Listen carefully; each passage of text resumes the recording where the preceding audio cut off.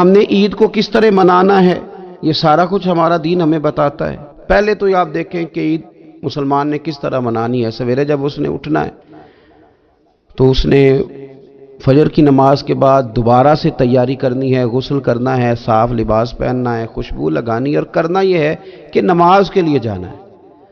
اس کے عید کا آغاز، اس کے اس خوبصورت تہوار کا آغاز اللہ تبارک و تعالیٰ کی عبادت سے ہو رہا ہے۔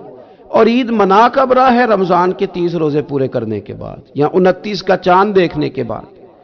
تو سب سے پہلے ہمیں یہ بتایا جا رہا ہے کہ جب تم عید مناؤ گے تو تم سجدہ شکر کے ساتھ مناؤ گے، اپنے رب کے ساتھ جوڑ کے مناؤ گے، اللہ تبارک و تعالیٰ کی عبادت کے ساتھ مناؤ گے۔ تو اس میں کوئی شور و غوغا نہیں، کوئی ریلیاں نہیں، کوئی جلوس نہیں، کوئی پٹاخے نہیں، کوئی گانا باجا نہیں، اللہ کی عبادت کے ساتھ بتایا جائے گا کہ تمہارا جو تہوار ہے وہ تہذیب کا، شائستگی کا، خوبصورتی کا، نظم و نسق کا ایک بہترین ذریعہ۔ تم بڑے راضی جب ہوگے تو پھر بھی تم اپنا ساری جھکاؤ گے رب کی بارگاہ میں، پھر بھی تم یہی کہو گے سبحان ربی العظیم، پھر بھی تم یہی کہو گے سبحان ربی الاعلیٰ۔